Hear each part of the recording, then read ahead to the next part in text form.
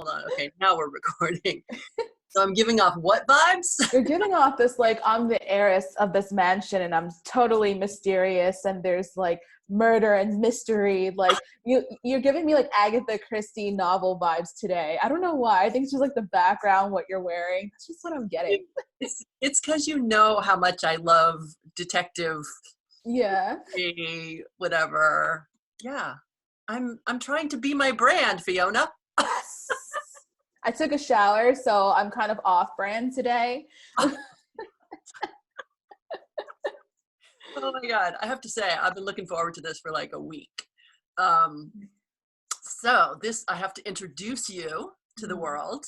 This is Fiona Wong. She's just amazing. And I love people who cannot be easily described. And that's how I would describe Fiona. Yay. Hello world. Because there's like a million things I could say about you. We've never met in person. We are Zoom friends and Facebook friends and the rest. But I feel like I've met you, probably a different life. Yeah. Right? Could be. And we're in the same branding class. Yes. This is why we make brand jokes.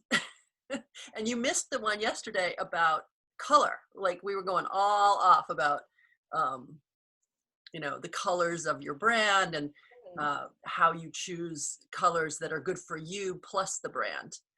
Yeah, I got sick yesterday, so I didn't go. I'm lactose intolerant, but for some reason my brain was like, you could have a little bit of cheese. A little bit of cheese won't kill you. It killed me. Oh, so. we all thought it was because it was 420. Oh, well, no. Because your reputation precedes you. So yeah, everyone thought that's why we were missing you, which is quite funny. So I will also add that like our first big interaction was this idea of this remote photo shoot, which was kind of crazy and, kind of a challenge. And it was because of that I learned that you are, I knew you were multi-talented anyway, but the human design aspect of what you do, like, was so amazing. In fact, I still have a human design tab open on my computer. I've had it open for 2 weeks, just like constantly picking up little clues and reading about it. And you shifted so much of my thinking with that. Which was extraordinary. And the other thing that's so amazing, I think, about you is that you are such a doer. Like you, I think I told you this before, but when you were asking for an accountability partner in our class, I think no one wanted to be your accountability partner because you're the one who's doing everything at warp speed, and you've done like 3 websites since we've been there. And like every couple days you put out a new website. I'm like, how does any human do that? I've been trying for 7 years. I can't get one. It feels like I'm a mad scientist sometimes because, and I think we spoke about this last in one of our classes, I'm an experimenter. Yes. And I'm that person who's like, I'll put out a lot of like raw, like unfinished work. And I'm kind of like okay with that. I'm like weirdly okay with the fact that things are not polished or beautiful. It's out into the world. And I think that's what kind of like being a mad scientist is like. It's just like, here you go. Here's my experiment. A couple of days later, something's not working. Let's do it again. Let's figure it out again. And I know it's fun. It's amazing. It's the opposite of being a perfectionist. And it's, I think it's beautiful. Like that's my, it's also very Egyptian. So maybe I know you from there. Perhaps. In certain conversations, which are other conversations, but the mad scientist thing for sure. So I don't even know what to say that you're doing now, because I keep seeing your posts about the experiment that you're doing now for people, and I'm like, I want to do that. I mean, it looks amazing. So you do a little bit of human design and a little bit of like figuring out people's brands with them. So my background is actually in tarot reading and fortune telling. That was my first official business that I registered and did all of that with. it ended up like kind of crashing and burning. I mean, as a lot of first businesses do. But that's kind of like where I got my background from. And I was introduced to human design last year, and it was kind of like a very organic shift from astrology to human design, because it feels like human design is like the love child of astrology and other cosmic type of reading. And what I like about human design is it feels like you have this, I think I described it as everyone's a book, and astrology gives you the table of contents, but even though the pages are blank, and human design is kind of like the character that kind of weaves through it and grows. So I feel like in the online business space, a lot of people are doing things because someone with a lot of energy is telling them to do it. It's just like, you just have to like be willing to sacrifice almost your mental health, your physical health, and to churn out all of these things and to work through.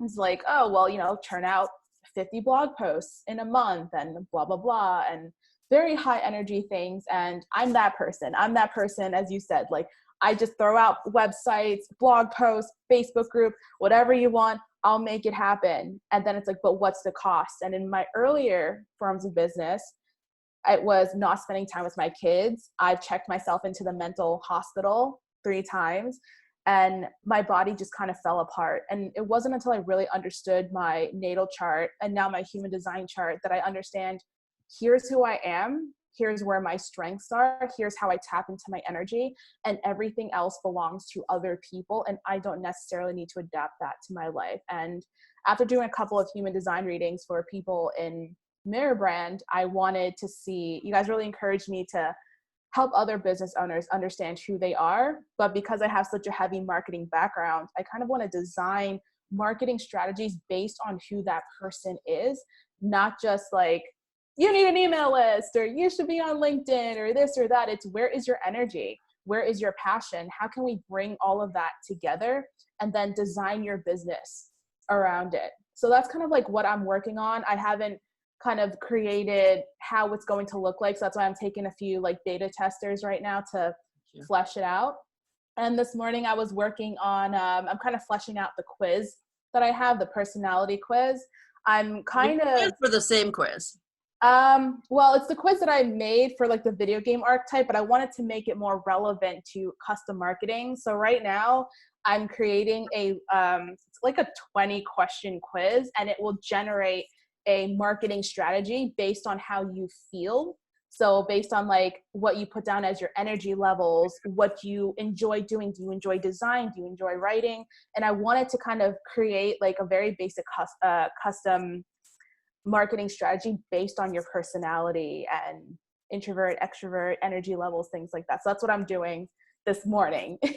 And so is that a mix? Is that human design based, or is it mixed like the whole Myers-Briggs, and it could be a little bit of I don't know, different? That one is more the quiz I'm making right now. It's going to be my lead magnet, and it's more of how do you feel about yourself, and then eventually I want to nurture people into booking a human design reading, or you know, we could, and if people are not into human design, we can look at astrology, we can look at Myers-Briggs. At the end of the day, I feel like these things are not end all be alls of a human being. It kind of just says like, this is it, it's point zero. This is who you are at your most base level. You have so much room to be who you want to be and grow and be flexible outside of that. But understanding that archetype, I feel like it fast forwards this whole process of having to sit on a gazillion coaching calls, hear your life story, hear all the things that happen to you. I feel like having that base knowledge, everything else just fills in after that. And it's like when I do hear people's stories and I think to themselves, oh, well, they're a projector or they're a generator. It's almost like it fills in the blanks for me, and their story makes that much more sense. And I have such a deeper understanding of that human being. Yeah. Well, like I said, when we did it, I always thought I was a manifesting generator, and I didn't really know that much about what that meant. But it didn't sit with me, which probably is why I didn't dig in any deeper. Mm-hmm. And then when you said projector, and I read just enough about that said, you know, you have to be invited to do things. and be, you're sort of like your own little island, and you're happy on your own little, when you're on your island, you're happy. Mm-hmm.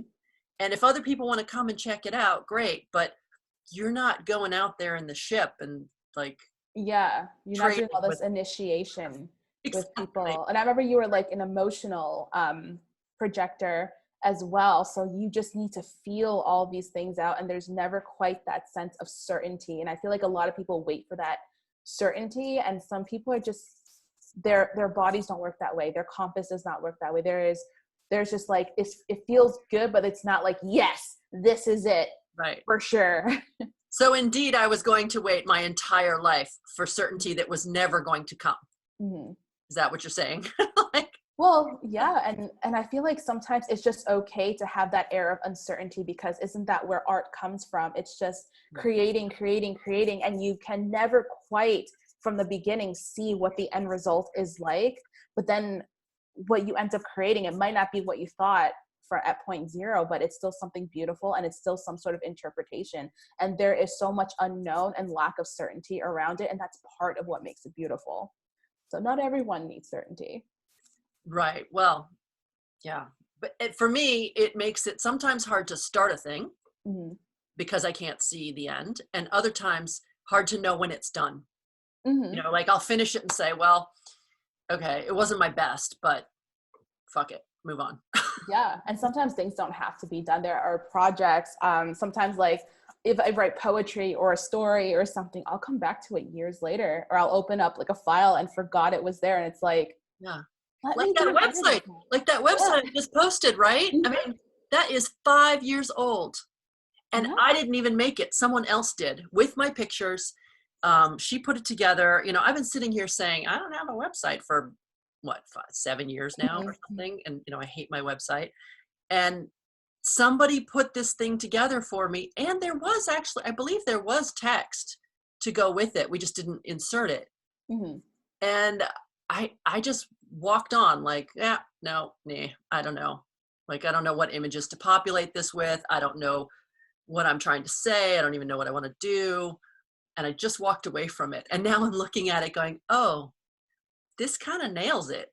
Like, Yeah. you know, if photography is that thing that I'm doing going, and I keep struggling with this idea that it's not photography, but maybe it is photography from a different place in the spiral, Right. you know, from like a higher view or a lower view. I don't know what, but Yeah, I think we also discussed, like, you have this ability, this innate ability to see people right before and photograph them before they blow up, or before they kind of like hit that point of where they're trying to get to. And it doesn't even have to be like a solid goal, like, oh, I want to be president or I want to be whoever. It's just this feeling that people are trying to embody, or this transformation in their lives, and you just have this ability to see them before they do that, and that does transcend photography.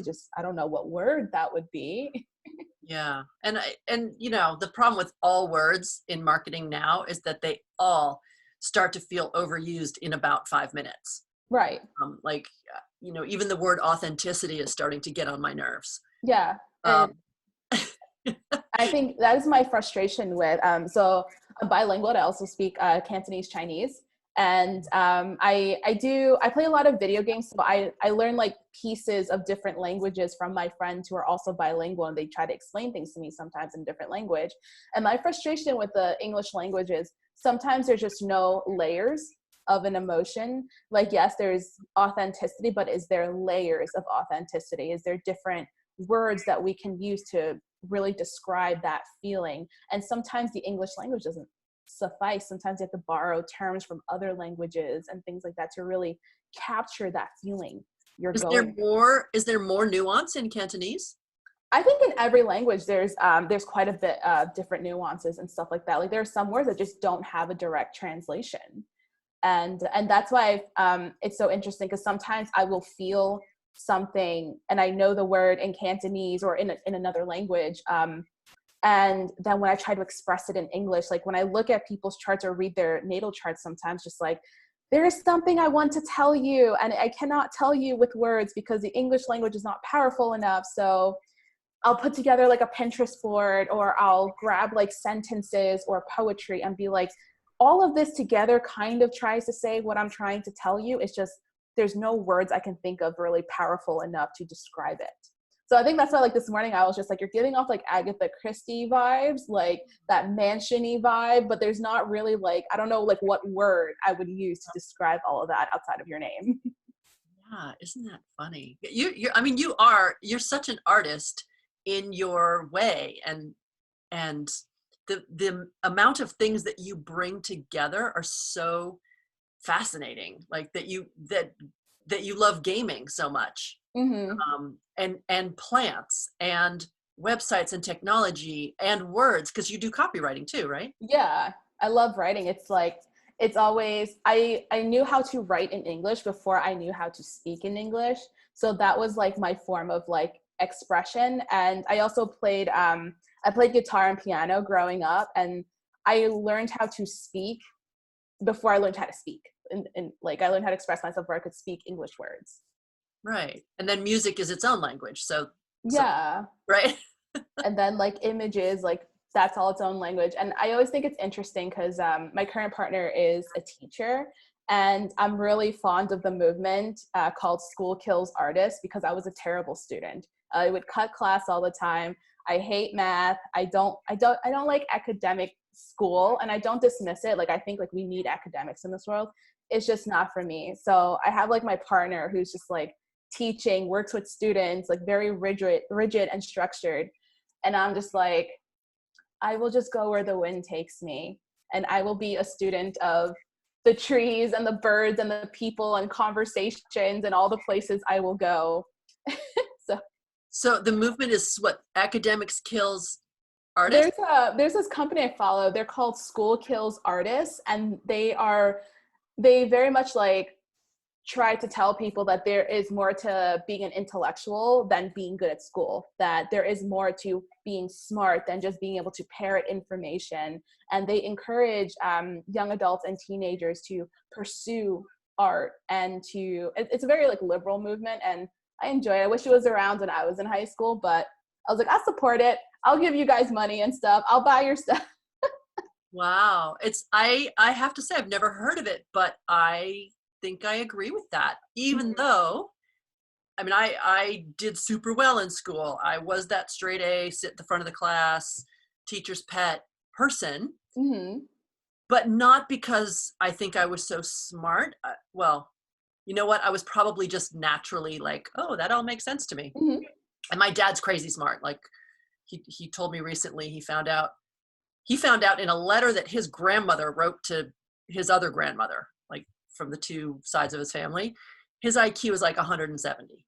What?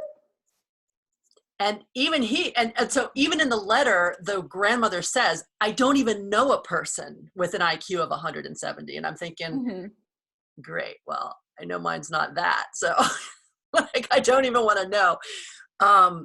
But yes, my dad is like super, and he's an amazing artist.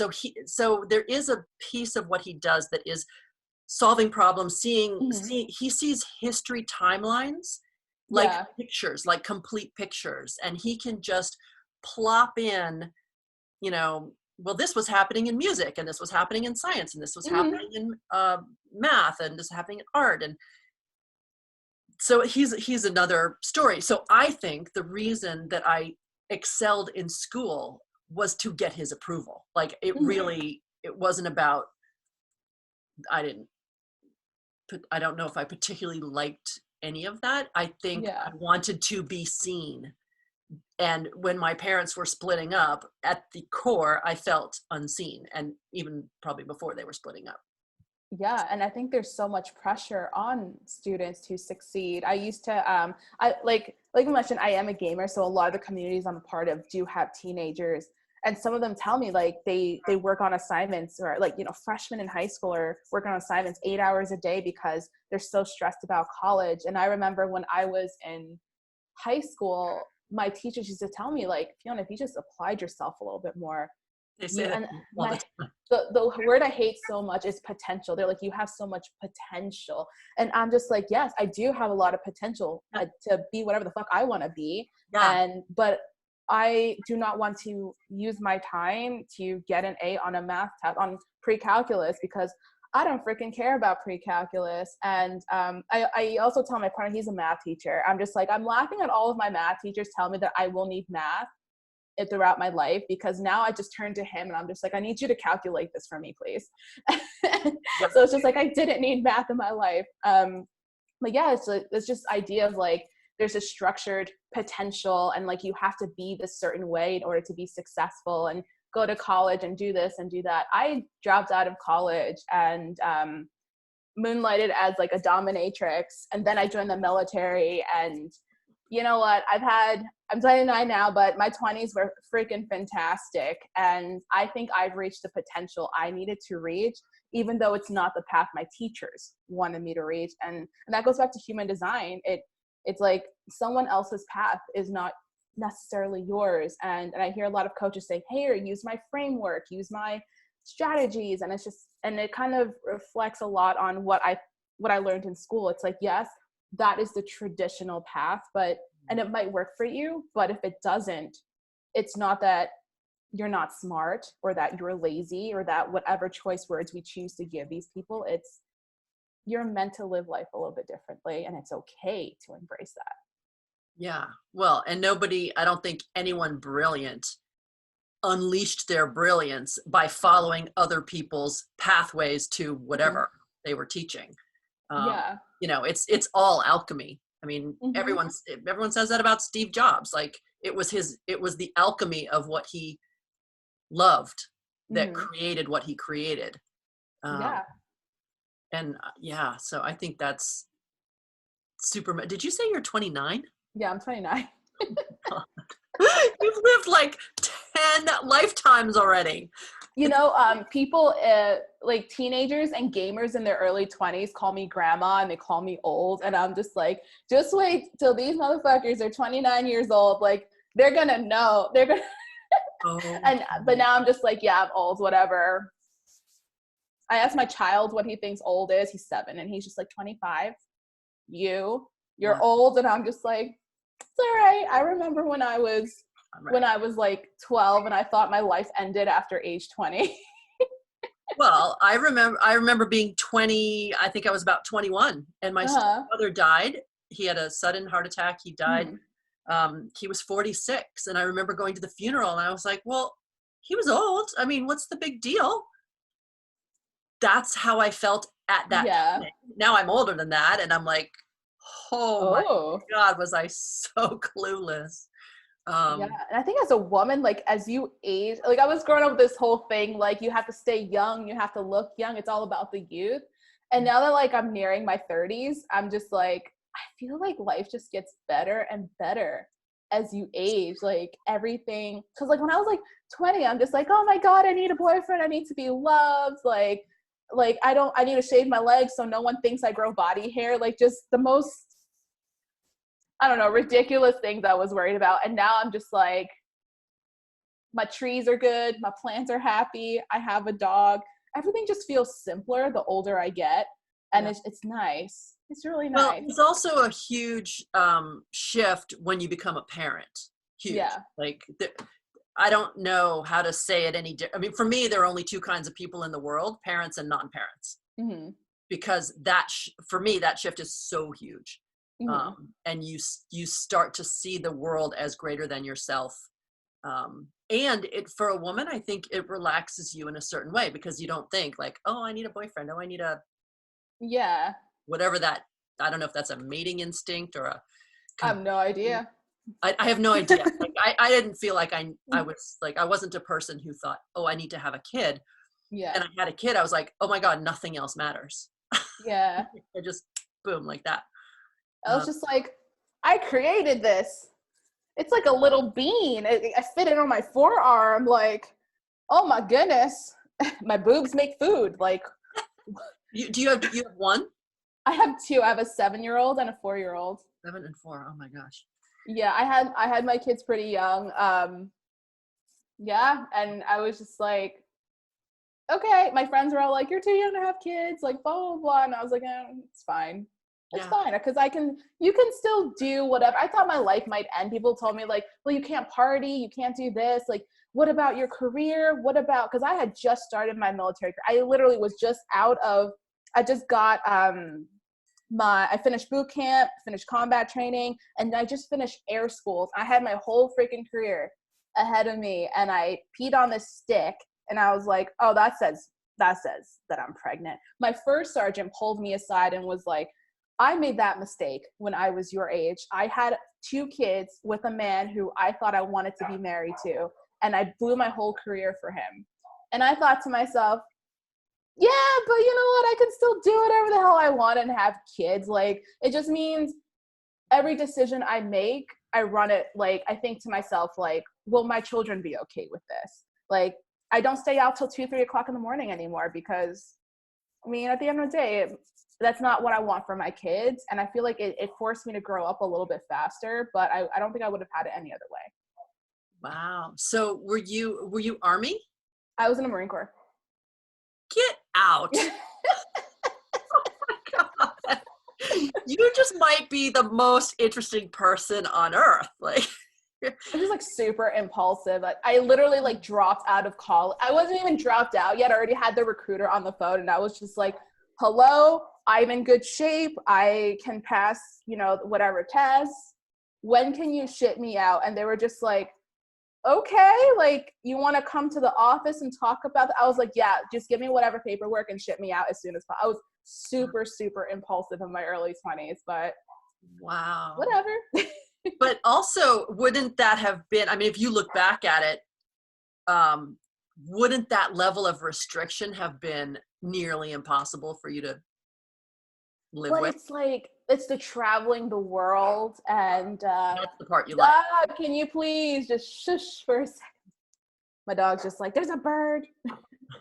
But it was just like the traveling the world, and like, you get to throw a grenade, you learn how to fire a machine gun, like, you learn how to freaking take someone to the ground and fight them. I don't really win, by the way. I'm not going to pretend that I'm this badass person. Like, so many times and they don't care. They'll put men against women, women against women, men against men. Like, you got to learn how to fight whomever. And I got my ass kicked so many times. I was just not good at it. But yeah, it was just like the adventure. And a lot of the friends I made in the Marine Corps, I'm still in contact with them. Wow. It was just, and I think that's just like my perspective on life. Like, everything's just fun. And if it's not fun, then, well, I can write about this when the heartache and all the bad stuff is over. I could just write about it later, and then writing about it will be fun because. Well, it's very wise of you to say when it's over, because, Yeah. A lot of people try to write about it when they're in it. And that's like, Yeah. it's like trying to write in a washing machine. Like, Yeah. you're still spinning, and it's so hard to feel the perspective when you're going through it. Yeah, it's just different. It's like the same thing, but you just see it from so many different angles, and that's the beauty of life. Yeah. That's interesting. Actually, I don't think I ever told you this, but I actually wanted to be in the Navy. I wanted to be like Navy ROTC in college because that's what my dad had done. But I realized, well, first of all, my mother forbade me and said, you can't. And her thinking was, you don't know where the world will be in 4 years. So, you trade 4 years of your life in the future, but you're really trading it sort of 8 years down the line. So anyway, I never even had the chance, which would have been interesting. But yes, for the same reasons. Like, my dad was on the Enterprise going like port to port around the Mediterranean, and my mom would drive around and meet him in each port. And then sometimes I'd actually got to drive the car of the, I don't know military speak, so like, not admiral, but the guy running the ship. That dude. That dude. And he got to drive the guy's car from port to port because that dude needed to have a car when he hit land in each place. And so my dad, who spoke French and English, and could then like be a translator as well, got to drive. I was like, well, that sounds glamorous. Like, who wouldn't say yes to that job? Right. I Right. lived in Japan for 3 years. Like, who, like, what, to be 20 something years old and to have like pretty much the military pays for your home in Japan. They, you know, and that place is beautiful. Like, where I lived in Okinawa, Japan, I've always been a very like red-blooded, proud American until I lived there. And I didn't realize like just how kind people can be. And in America, it's kind of like, well, I grew up in New York City. It's very every man for themselves. Like, you know, you say hi to someone and it's just like, what's your problem? Why are you saying hello to me? And in Japan, like I remember just to leave a restaurant, everyone, even the chefs, everyone just screamed like, you know, goodbye, like have a nice day, come back. And it was just like such a loving environment, such a great culture. I don't know like who watches these videos, but if there's anyone who's just like, I don't want to take the traditional, just travel, just meet people of different cultures, just hear their stories, even their food has history to it, their art, everything, just absorb the stories of other people. And it just makes, I don't know, it just makes life like worth living. Wow. So when you lived in Japan, that was through the Marine Corps? Yeah. How beautiful. Wow. Yeah. Wow. And the air was very nice. Like it was just clean. Like I have like a lot of anxiety, and when I lived there, it was just gone, and I didn't realize it until I came back. I remember going to Walmart for the first time when I came back. I was like, oh my God, like the lights are so bright. And just to get something like ketchup, I was like, why are there so many options? In Japan, it's just like, do you want sugar ketchup? Do you want sugar-free ketchup?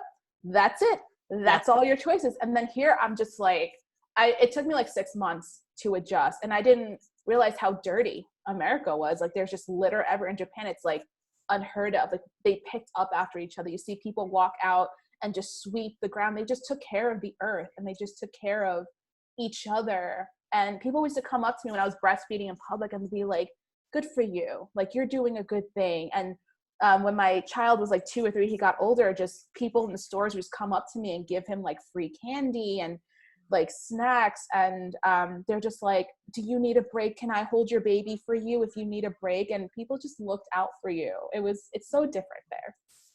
Well, I remember traveling with my son in Italy. He was born in Puerto Rico. We actually lived in Moscow before that. So I had that same experience coming back from Moscow to New York. I was a little bit shell-shocked by the choice and the stuff. I was like, why do we have so much stuff? Yeah. You know, everything in New York is shopping and stuff. And I really was overwhelmed because Moscow was like, well, we have 3 restaurants. And this was 95 to 97. So it was very different and limited, but like we have 3 restaurant choices. We have 1 grocery store choice. So that was hard. But anyway, so in Italy, the same thing, like we'd go around to a restaurant and the waiters, I mean, they were like, can we bring you some milk for your baby? And I was like, oh, thanks. And then they would insist on warming it up. I'm like, oh no, he could drink it cold. They're like, no. You know, and they would sit there and engage with him and like, just take the time. It was so beautiful. And yeah, it doesn't matter if you were like foreign or if you didn't speak their language. It was just like, you're in our home now, so we're going to take care of you. And like in America, that's perceived as like soft or as like, I don't know, America just has this glorification of being hard and emotions are bad and all of this. And being in other countries, people are just kind of like, well, if you're cold, like, let me give you a jacket, like whatever. And in America, it's very like, well, what's in it for me? And just that. Except in a crisis. I think that New Yorkers are amazing in a crisis. Like maybe that's what they're in training for. Yeah. Like New Yorkers in a crisis, like I still remember like post 9/11 New York was a very supportive place. Yeah. Kind of the way it is now. I think this crisis is bringing out so many good things in people. That's not necessarily what the press is. I mean, some news is picking up on the people who are helping, the people who are reaching out, like the amount of human generosity coming out right now is pretty huge. Yeah, I was in 7th grade when 9/11 happened, and I remember there was like that sense of solidarity after that happened. So yeah, there's actually a lot of video game companies now who are like releasing a lot of free games, who are just drop their prices by 95% in order to help, like, you know, people who are stuck at home and they're just like, oh, I don't know what to do. I don't have anything for my kids to do. And like, it gives me hope in humanity again. Well, yeah, I sort of think that's the point of this, don't you? Like, I feel like this was a big time out from Mother Earth. You know, you all need to just go home and sit down and think about what you've been doing. And is that really what you want to keep doing with your life going forward? Because I'm thinking it isn't. Yeah, I don't remember where I've read this, but there's this thing that I follow. I think it's just like a quote perhaps, where it says, maybe it was Dave Ramsey, I don't know. Show me where you put like your time and money, and I'll tell you what's the most important to you. And I feel like this is a good reflection of that. And it's interesting for me because I found myself, I ended up hiring a designer and an assistant during this time. And that made me realize that I do very much value my business and my accessibility to my clients and the people I work with, but I also value my energy. And I mean, I'm a single mom of 2 very wild children. I have all my plants, my dogs, my cat, and I have a lot going on. So I'm exhausted most of the time. And I realized like I can afford an assistant. It's like a couple $100 I don't spend on takeout or junk food every month. And it's like, I don't need coffee. I just need to go to bed earlier. Like, there's just so many things I could have rerouted in my life that I didn't really think about until now. And yeah, and it's like I realized I miss my masseuse and I really needed that once a month. I need her so much, and I definitely took that for granted. But I also realized, like, in the grocery stores, I don't need like fast food, and in fact it makes me kind of sick, but I miss produce, and I realized like I missed fresh food. And I don't really care about we haven't run out of toilet paper, but I was just like, we could install a bidet, like whatever. It's So yeah, I think this is a time where a lot of people may be accessing what is important and what's not important. Yeah. And I actually agree with you that I think body workers moving forward are going to have a whole new status level in society. Like the importance of touch, human contact, like physical working thing through your body system. You know, everyone is feeling the value of hairdressers right now. And, you know, and obviously, I mean, healthcare workers and delivery and a lot of things are obvious, but some things that are not obvious, I think, are coming out as well. I want to be pampered. I always saw myself as like, you know, a once a month massage and I'm good. And now these days I'm just like, I need to be taken care of. Like, this is something that I need. And I realize I take so much care of like everyone else around me. It's just like, I need some like me time. I need to go to Barnes and Noble and thumb through all of the books. I miss Barnes and Noble so much. Please do not go out of business, Barnes and Noble, if you're watching this, because I used to love Borders. They're gone now. And if this happens to Barnes and Noble, I do not know what's going to happen. Amazon's taking a month and a half to deliver books right now. I need my literature. Yeah. Well, and also there's something a little sad about having only one source. And I like physical bookstores as well. Like I love to go into Barnes and Noble and I love the random fact of it.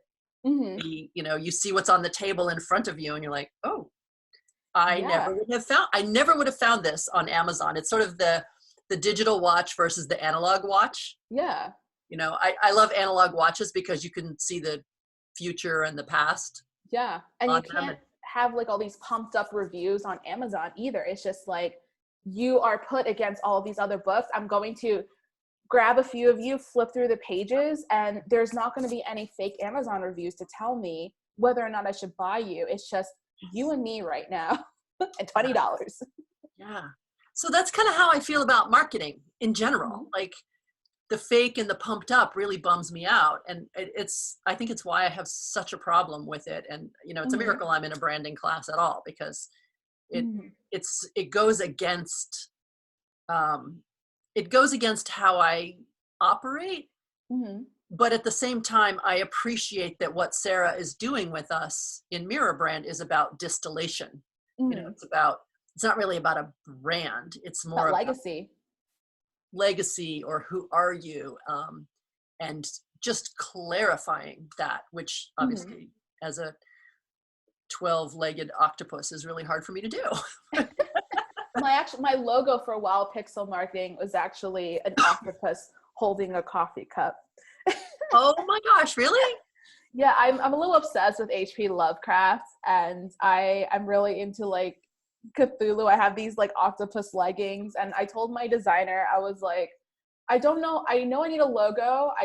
I'm not an aesthetic person. I've actually had people reach out to me offering to do my aesthetics for free because they felt bad for me. And I told her, I was like, I don't really know anything. I just know I need a logo. I just need it to be like tongue in cheek, a little bit of dry humor, and it should encapsulate my personality. And she drew a freaking octopus. And I was like, cool, we're going to roll with that. That's awesome. I bought an octopus painting yesterday. Did you? Yes, because of because of that conversation I had with my friend, who she has a school that she is turning into an online school, and Mm-hmm. she called herself the boat captain. You know, she felt like a boat captain guiding her entire ship through the storm. Yeah. And I said, "Oh, I think I might be a jellyfish in the Oh water yeah, right now." you Like, like to compare yourself to jellyfish. I remember that. right? And then I was like, well, but maybe I should go with octopus because they're a little bit smarter. um, and there is a woman out here whose art I love. And also, like I always say, if I were stuck on a desert island, which apparently now I know that I am, that I would like take art with me. I'd probably take a book, because that way I get a lot of art in one location. It's sort of cheap, Right. but so this woman's art has always been so beautiful to me. She does ink prints of the actual, like of a fish or of a sea creature. So she takes a sea creature and inks it? She inks it Oh yeah. and then prints it on silk or I've fabric. Or seen that, yeah. so I bought one. I will send you. I was going to put the link on my Facebook anyway, because she's having this fire sale where she's just like practically giving it away, and Mm-hmm. very cool. And she actually puts a little. She signs everything with, I think it's Chinese, a little Mm-hmm. tiny sort of icon, little red Yeah. icon. It's beautiful. It's like a piece of the art. Mm-hmm. Anyway, I've always loved her work. And I said, you know what? Okay, here we are in quarantine. I am not buying anything. I am not spending a dime that's not sort of beyond groceries Yeah. right now, which for me is big. Like I was always a big shopper. Yeah. The only two things I have purchased were art Mm-hmm. that spoke to me. And I was like, well, that's interesting. I think I spent like $200 on like cannabis during quarantine. I have a whole jar of CBG with me. So yeah, but it's art, you know. Someone crafted this. Someone grew this. Someone took care of it. This was somebody's baby that I'm going to smoke within the next couple of weeks. So it's like we're all just supporting artists right now. And I saw myself I got my stimulus check, and I told my partner, I'm like, I'm gonna dump like a couple $100s on small businesses that I love.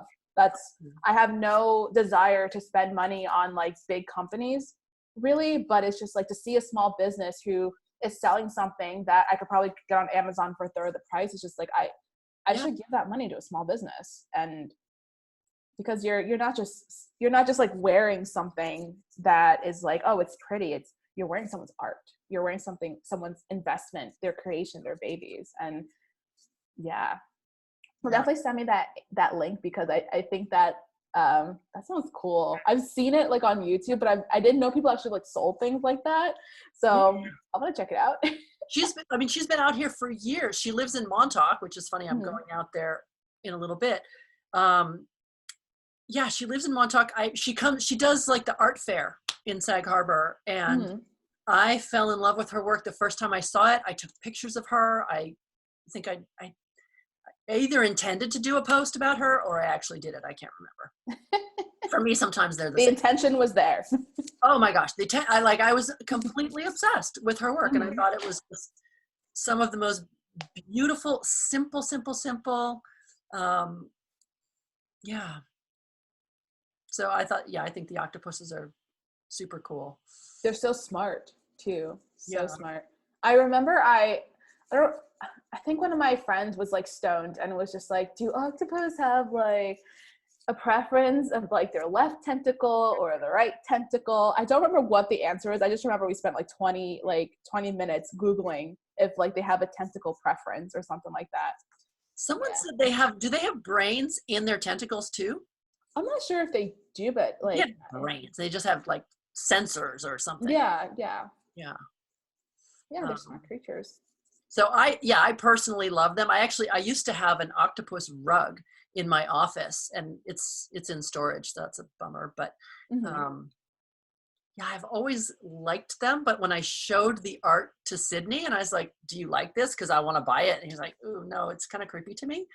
And I said, "Well, too bad. I'm buying it anyway. And if I have to put it upstairs in my office, I will." Agatha Christie was kind of creepy. Some of the shit she wrote, freaking creepy. Well, it's funny because I have always been drawn to mystery writers. I don't know what that is. But I think it's what I said the other day in the branding group about being a detective of sorts. And I don't know if I want to be a brand detective, because again, if it says brand, if it says marketing, I'm going to fight it. Like, I'm really going to struggle with it.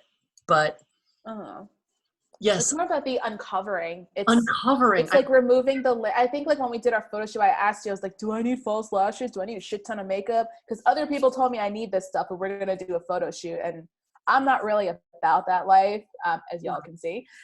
So, and I think like what's magical about you is like you were the first photographer to ever give me permission to be like, just show up as you are. And it's that like being a detective, it's uncovering all those layers, those masks that we wear in order to reach that point of vulnerability where we can be captured as ourselves.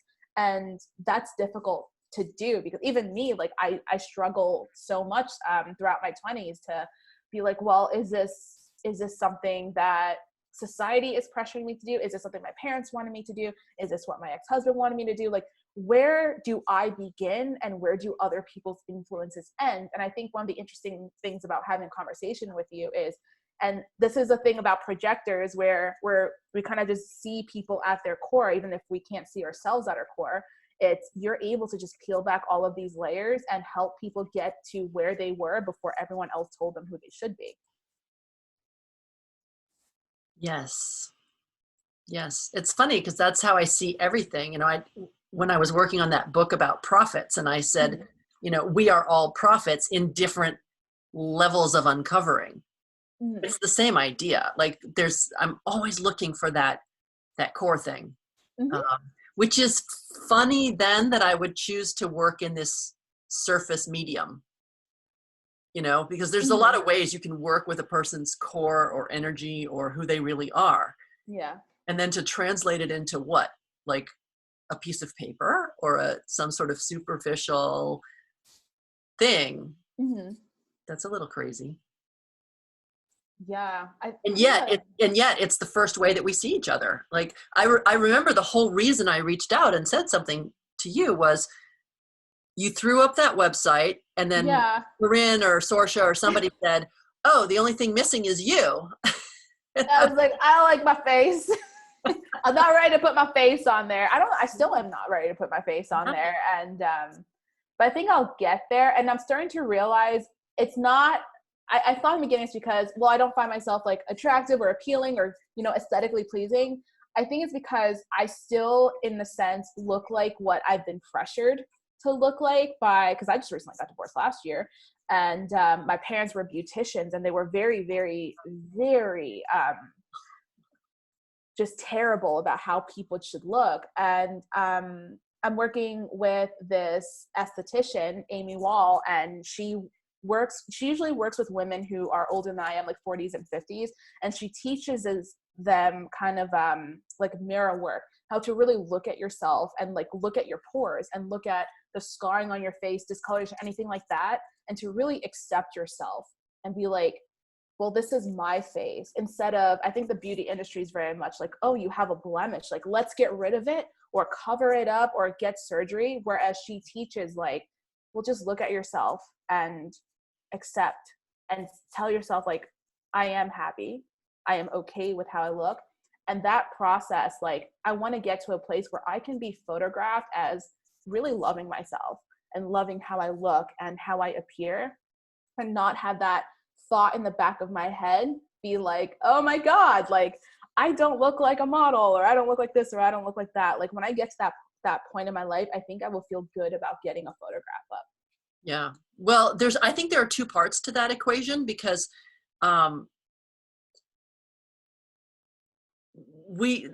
it's natural to want to change how you look, especially if the inside doesn't match the outside. Right. So how you feel, let's just say right now, or I'll use myself as an example because I did this. So how I felt inside was finally, after a shit ton of work, was really, really good. I felt great.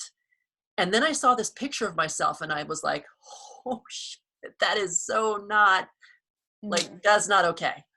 And it was about a year ago, and I was 30 pounds heavier than I am now. More like 25 at this point, but whatever. And that for me, that was the final boop. And I realized my inside was in a very good place of acceptance, happy in my body, happy in my relationship. And then I realized, wait a sec, this outside is not aligned.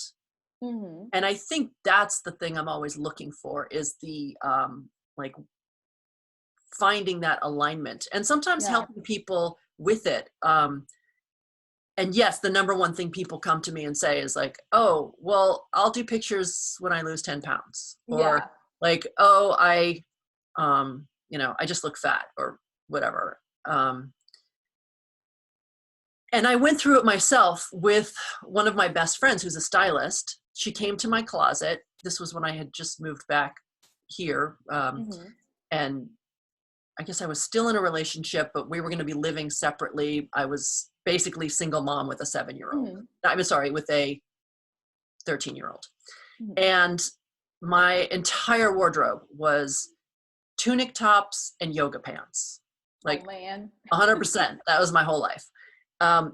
Big on top, skinny-ish legs, sort of.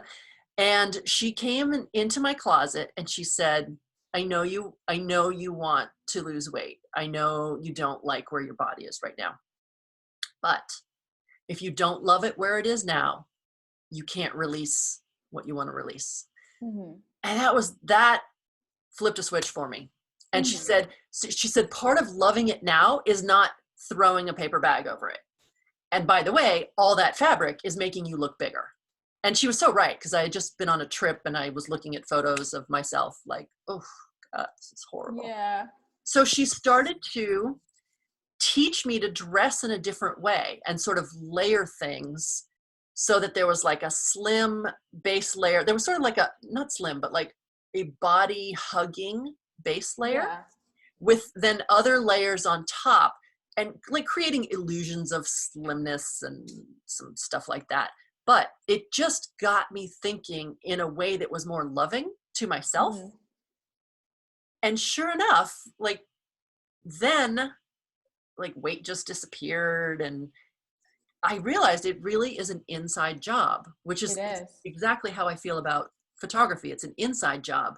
And when you get the inside alignment happening and love happening, then you can come up with the photos. And I've actually had that experience before, like where I did the photos like for a person and they were like, oh yeah, no, yuck.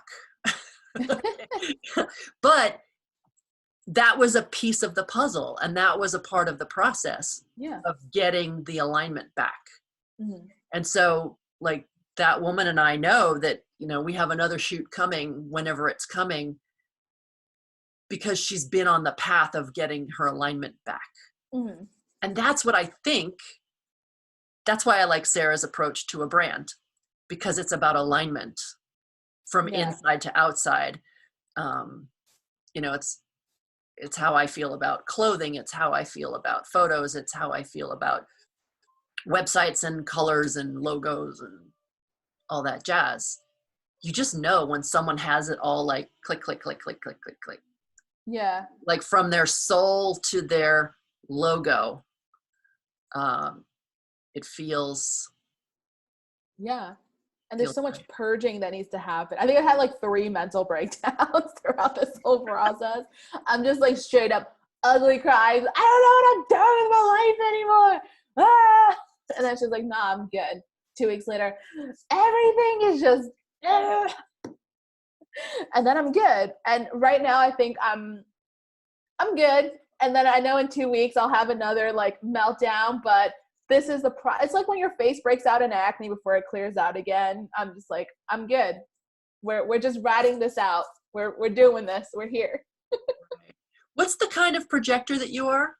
I'm self-projected. So I have this, I have this like, and this is, before I knew I was a self-projected projector, I've always had this innate sense of like, it's opposite of you. I have this sense of certainty, but it's almost like someone punched me in the chest, or like this glowing coming from my chest. And when I told you I was looking for a business coach for several months, and I just could not find the one. And as I made this Facebook post and I articulated everything I was looking for, I was very, very specific. I was just like, you also have to be very conscious of my human design type, and here's my astrology. This is what I need. Here's what a long freaking post, and a bunch of coaches responded. And I clicked through every single one. And when I opened up Mirror Brand with Sarah's link, my chest was just like, sheet one, there it is. You don't even need to look at the price. This is the one. Like, and I was just, and to make sure, I'll often like look at everyone else's stuff, but my brain will just be fixated on like Mirror Brand. And I kind of sat with it for a couple of days. I talked it out. So self-projected projectors, we talk things out, but not for advice. It's kind of like a sounding board. So I made my partner sit there. With other people? With other people. Okay. Normally. So I actually had my best business friend and my partner, and I talked out Mirror Brand with both of them. And they're just like, so do you want advice? And I was like, no, I just needed someone to hear me out, but I'm going to make this decision whether you say I should or not. But my partner was very supportive. He was just like, you need her. Like, you need her in your life. And I was like, okay, well, here we go. Boom. $1,000 and no regrets. Wow. Interesting. Yeah, that's how I work. You've been so good about doing the work too. Yeah, I'm just,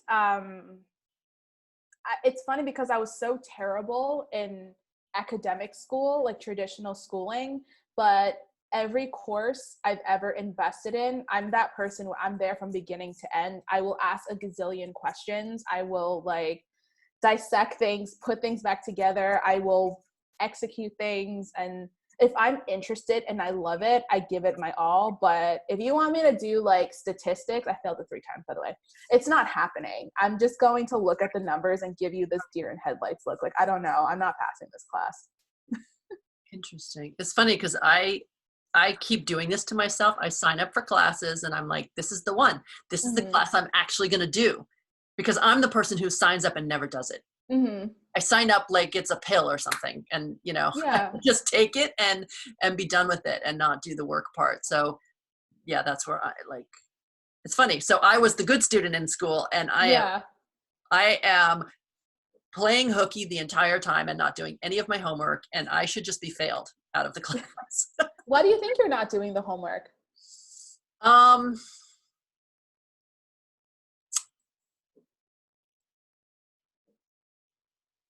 I find it impossible to choose. Mm-hmm. So when it comes to doing, and I'm stuck back at the beginning. Like Mhm. I'm in like whatever, lesson 1 or 2. Um, I find it impossible to oh my God, it's the certainty thing. So I can't answer any of those questions and believe that those are the answers. Mhm. You know, it was easier when we had to ask other people how they saw us Yeah. because those were hard answers. But when the answers come from me, I don't trust them. Mhm. So, and I'm still struggling with this. Am I supposed to be a photographer? Is that what I'm doing? Because I feel like I'm supposed to be doing something else, but I don't know what that is. Or is it photography? Is it just a different kind of photography? Or so I'm stuck on the fundamental question of the business. Like, what am I building? Because I Mhm. don't really know. I think you can do the work without it. I still don't know what the fuck I'm doing. Really? Well, yeah, I'm in the, I think like we talked about, I'm kind of in like experimental phase.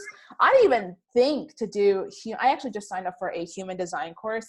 This woman, Tiffany Purdy, she creates something called the Enrich method, where she teaches coaches how to incorporate human design in their coaching clients. And I was like, I'm not a coach, but I'm taking this anyway because you all told me I should do it. But if I never took Mirror Brand, I would have never even thought that Yeah. this was useful to people. Was But was yeah, I the first person you did it for?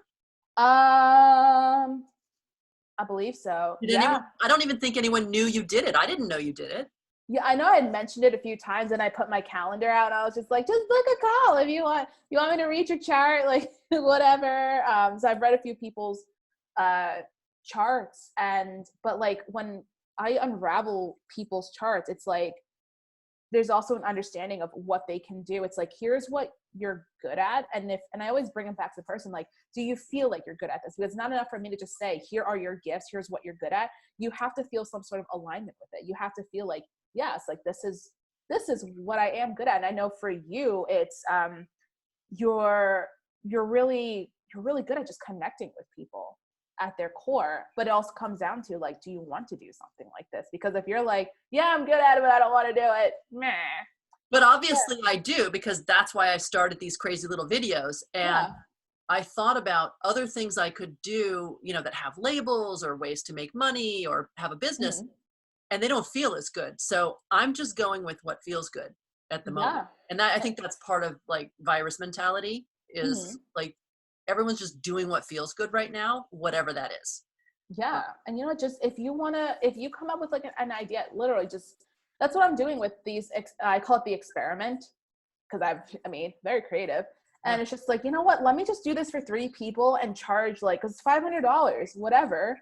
If I do this, like, I'm going to charge 2,000 because my team's going to have to help me with some of the execution aspects, but let me see how I feel. Let me do this for 3 people and let me see, because if this is not sustainable, if this is not something I want to do, whatever, we'll switch gears. And you can do something like that. If you're like, well, I want to do like a couple more remote photography sessions, then freaking do it, charge some money for it. And if it feels good, you can build on it or change it up a little bit, however you want to do it. And if it doesn't feel good, whatever, you tried it. And I think that is also part of life, is this trial and error that we don't always know. Like, I'm always waiting for that hit on my chest, like, this is it, this is what you need to do. And it hasn't come. Like, I've called myself a virtual assistant for so long because it's all encompassing.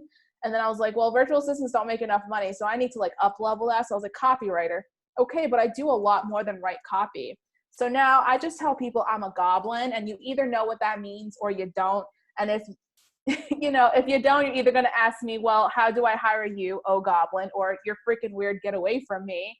Which case, it's still marketing. I'm repelling the people that wouldn't want to work with me. So it's all experimentation. And yeah, Well, I that's think, because I don't really know what a goblin is, but I think it sounds really, really cool. So I want to know more. Like that's my, yeah, like, oh, a goblin. Okay, tell me what that yeah. means. I think I was saying like in the beginning when we all first met, I said like I'm like that cave goblin, like it's like that witch in her cottage. You all know where the goblin is, where to find the goblin, just throw some coins and chant some shit and I'll poof and appear and be like, what you need.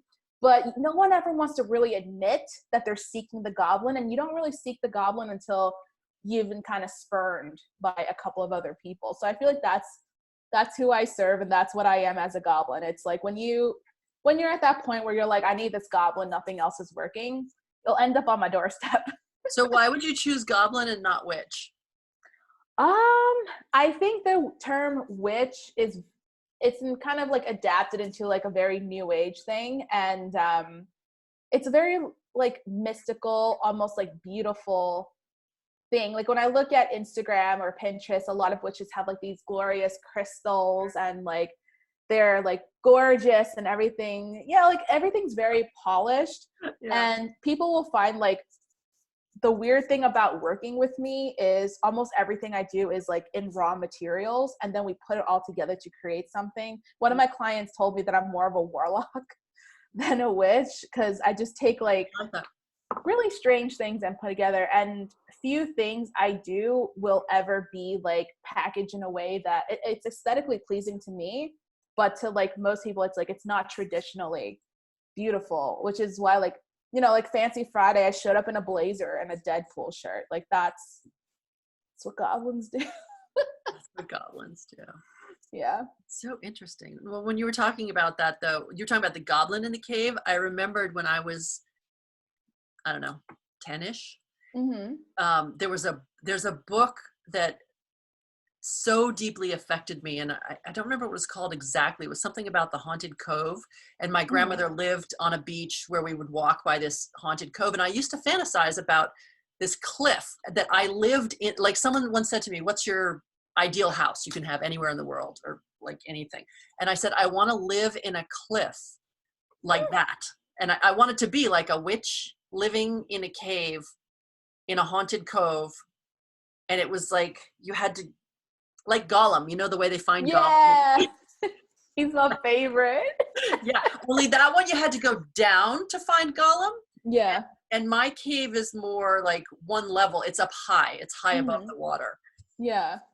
So weird. Like, who chooses that for their favorite? You know, it's just what you align with. In gaming, we have a terminology, like we call someone a troll if they're like kind of pissing everyone off like deliberately. And that's actually part of my gaming tag. I have the word troll in there because first of all, I'm a female and I play very male dominated games, and it pisses a lot of them off when I can match them or I'm better than them. So it's just like, God, like this girl is just, and they can say all sorts of rude things to me and I'll just like laugh and I'll just be like, yeah, that's true. Like I'm a bitch, I'm whatever. Like it's cool. And they're like, you're such a troll. It's like, yeah. And I kind of take that energy with me, whether in business or in life, because you kind of just got to take everything with a grain of salt, and kind of, you just got to laugh at the world. Yeah. Sometimes like people have said really mean things to me. People have like threatened me, harassed me, sent me hate mail. And it's just like, do you want a hug, man? Like, I'll give you a hug. Like, I'm not going to charge for it, but like, I hope you're okay. Like whatever is going on, just kind of, that's how I feel about goblins. They're kind of just like these weird creatures that are just like, what the hell are they doing? That's really freaking weird, but I'm also intrigued. And you just kind of take this lightheartedness to life. Whereas I feel like witches are a little bit more pretty and like ethereal, and goblins are just like, it's like a mouse eating cheese in the corner. It's like, what are you doing, little guy? Yes, but I like all the magical creatures. Mm-hmm. All of them. Yeah. Especially cats. Mine's just sleeping. Yeah, my dogs are still out, so they must be getting a really good walk. Mm-hmm. Yay. Well, I could go on and on and on, but we're up to like an hour and 20. Yeah. And I know whoever's listening could listen a lot longer. But maybe you'll just come back and be like, part 2 after 6 months after Mirror Brand, now that we've figured our shit out, maybe. Oh my God, right? Except I'll never be satisfied, so there's that. You could be content even if it's not satisfied. Yeah, I'm you know what, I know when I'm happy in the moment, and that's probably like the highest I can like expect. Mm-hmm. I am happy for today. Yeah. Yay. My life has purpose. I'm happy. I'm clean. I'm fed. I'm healthy. Right. And tomorrow, tomorrow will come when tomorrow comes. Exactly. Well, you're awesome. You're just super awesome. And now a whole bunch of other people get to see that as well. It's like, you can come back and tell us about more awesomeness. Yay. In our next segment. Thank you for having me. This was super fun. Yeah, well, I knew you had to be invited because I know that's your type.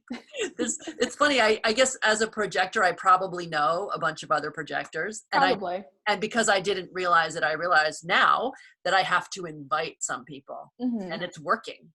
Yeah. So, yeah, I can't wait to I think I want to be one of your people in your experimental group. Like, ooh, yeah. Whatever motion you're doing, I want to do.